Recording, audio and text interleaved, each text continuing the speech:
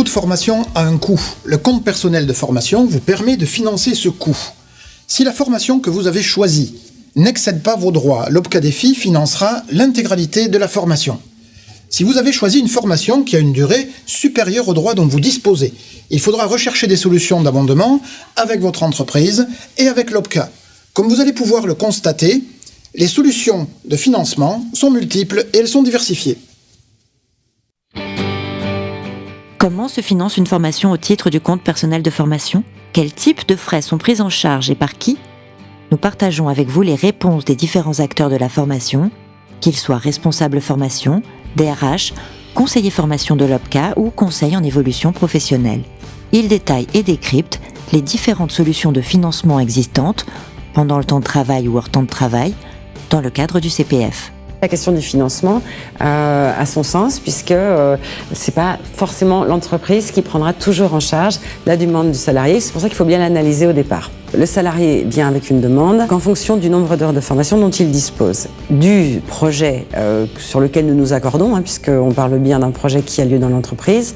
On va regarder si le volume d'heures de formation correspond au volume d'heures détenues par le salarié dans le compte personnel de formation. Si jamais il n'a pas assez d'heures, dans ce cas-là, en fonction des formations qui sont suivies, on fait appel à l'OPCA. Si je suis en période budgétaire, je peux inscrire tout ou partie des heures dans le plan de formation. J'ai un module qui m'intéressait et qu'il me fallait 20 heures sur ce module-là en plus. Là, j'ai été voir ma RH et puis je lui ai demandé par rapport à mes 20 heures comment que ça se passait. Elle m'a dit, ne vous inquiétez pas, c'est l'entreprise qui va prendre en charge ces 20 heures-là. Vous, si ça vous plaît et que vous voulez faire cette formation, au contraire, nous, ça peut nous apporter que du bonus.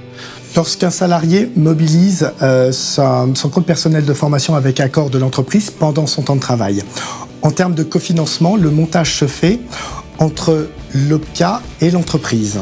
À partir de là, l'OPCA a possibilité de faire une optimisation financière dans le cadre du montage du dossier. Si c'est une formation faite pendant le temps de travail, on va déjà optimiser au prorata du nombre d'heures acquises par le salarié.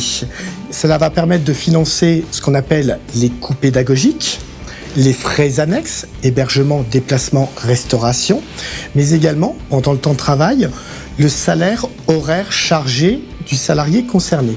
On a une possibilité, s'il n'y a pas suffisamment d'heures acquises par le salarié, d'apporter sur certains types de formations en accord avec la branche, ce qu'on appelle un abondement de branche.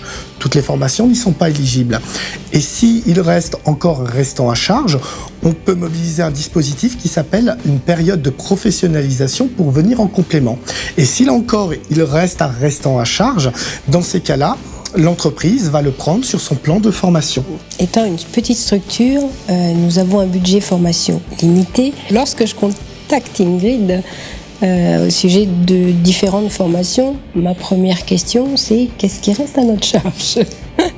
C'est un point en moins de savoir que le volet au moins financement, le fait d'avoir encore aujourd'hui des possibilités de financement avantageuses, en effet, ça reste un élément plutôt facilitateur pour les salariés pour pouvoir se lancer dans une démarche active de CPF. Le financement, donc notre OPCA reste le premier contact, de façon à optimiser notre plan de formation. Dans tous les cas, de toute façon, on les a accompagnés dans la mise en place du parcours, de leur mobilisation d'heures de CPF. En même temps, la convention est quand même tripartite, donc ils ont bien sûr vu les montants, la durée des heures, rien n'est caché puisque c'est avant tout eux qui ont fait cette démarche, même si on les a simplement accompagnés. La demande, m'inscrire sur le CPF et demander l'accord à ma responsable formation de pouvoir réaliser cette formation sur le temps de travail.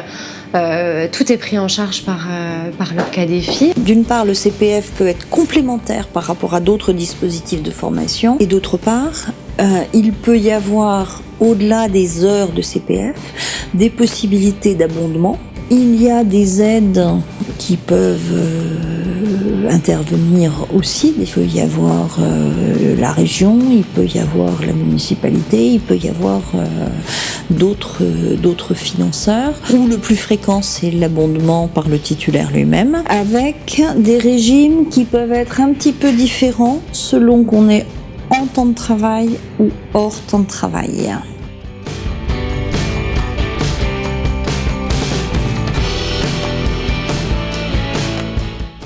lorsque le CPF est mobilisé en dehors du temps de travail, il n'y aura pas de remboursement de salaire qui sera effectué à l'employeur, auquel cas le salarié demandera uniquement la prise en charge des coûts pédagogiques de la formation.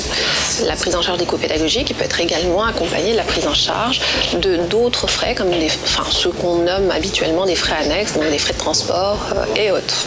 Dans le cadre d'une formation hors temps de travail, le salarié va mobiliser les heures acquises sur son compte personnel de formation.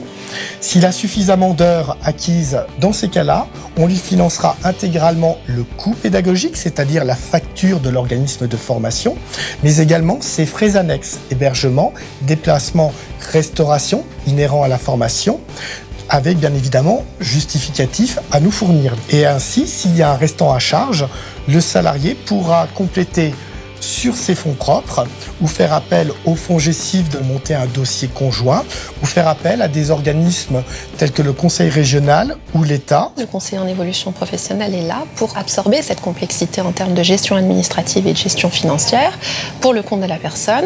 L'objectif étant, encore une fois, de permettre à la personne d'accéder plus facilement et de simplifier toutes ces démarches administratives. Nous mettons en place des liens avec les OPCA. On les a rencontrés. On a des interlocuteurs dédiés. Le montage de chaque dossier, les questions qu'on se pose, les interrogations qu'on peut avoir.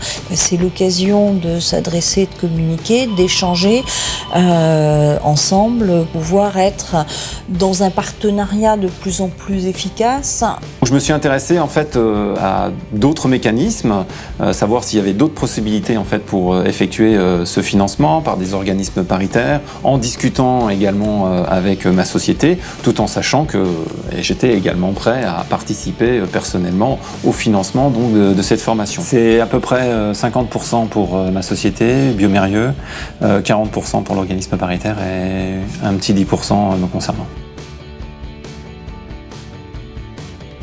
La demande de financement a été présentée directement par ma société. Donc il y a eu deux types d'accompagnement. L'accompagnement pour effectivement le financement de ces formations d'une part, et d'autre part tout le côté également administratif où là vraiment ils m'ont beaucoup aidé puisqu'ils ont pris en charge ma demande et ils ont effectué l'ensemble des démarches directement avec l'OPCA Défi. Donc moi, je n'ai pas été en contact direct avec l'OPCA Défi. Il y a plusieurs scénarios. Le scénario, c'est tout est pris en charge par l'OPCA, pas de problème. Le deuxième scénario, c'est que l'OPCA prenne en charge et qu'il y a un complément, un abondement d'entreprise. Et le troisième scénario, c'est qu'il y a l'OPCA, l'abondement d'entreprise et un complément du salarié. Il faut se rapprocher de son OPCA de façon à avoir les bonnes informations et de monter un plan de financement qui soit sérieux et surtout sans surprise à l'issue. L'idée, c'était de ne pas laisser le salarié sans solution de financement.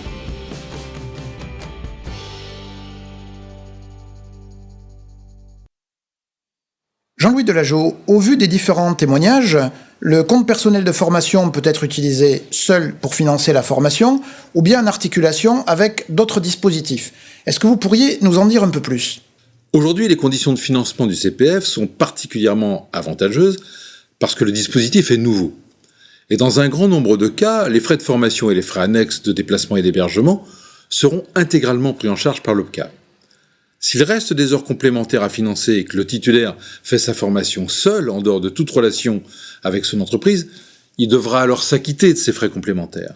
S'il y a un accord avec l'entreprise pour la réalisation de l'action, des dispositifs de financement complémentaires peuvent venir abonder et couvrir ces frais.